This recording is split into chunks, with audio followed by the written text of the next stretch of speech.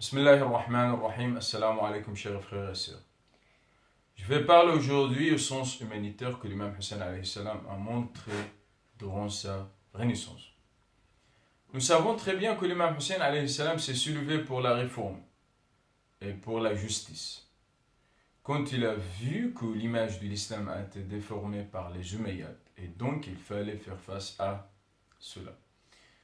L'imam Hussein alayhi salam a besoin de compagnons.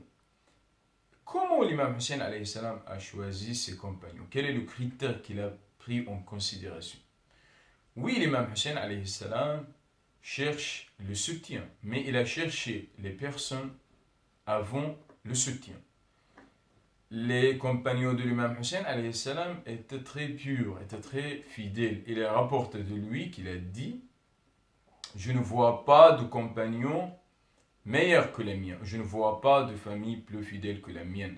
Et c'est un témoignage très clair que les compagnons de l'imam Hussein alayhi salam étaient l'exemple à suivre pour chaque réformateur qui cherche ses compagnons.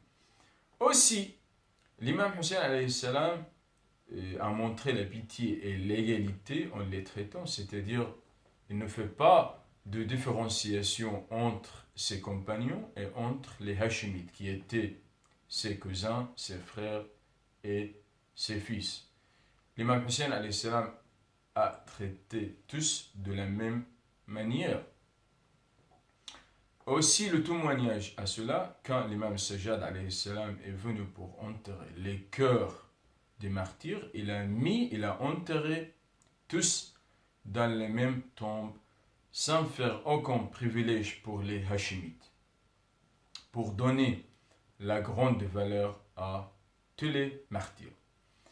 Aussi, l'imam Hussein alayhi salam arriva à la terre de Karbala dans le 12e jour de Muharram, et les tentes étaient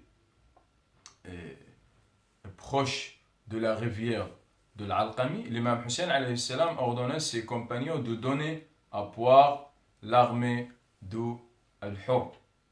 Et quand l'armée omeyyade s'est emparée de l'eau, ils ont interdit que l'eau arrive à la famille, aux tentes. Et cela montre quel passé avait cette arme. C'est une vue synoptique du sens de l'imam Hussein alayhi salam qu'il a montré. Aussi, je voudrais ajouter les droits violés par les Umayyads. Le droit de la libre expression. Nous savons très bien que toutes les lois assument ce droit et chaque personne est libre de s'exprimer ou de dénoncer l'injustice. Les Umayyads ont privé l'imam Hussein alayhi salam de la libre expression, soit à la Médine, soit à la Mecque, pour divulguer les actes abominables qu'ils ont commis, que cette famille omeyyade a commis contre l'islam. Aussi, les Umayyads ont violé le droit de l'enfance et le droit de la femme quand ils ont traité la femme et les enfants d'Ahlul Bayt d'une manière très sévère pendant le trajet vers Al-Koufa, et aussi quand ils ont brûlé les tentes, ils ont horrifié toute la famille dans le 10e jour de Muharram. Nous implorons Allah subhanahu wa ta'ala de condamner chaque personne voulant faire l'injustice à Ahlul Bayt alayhim salam. Wassalamu alaikum wa rahmatullahi wa barakatuh.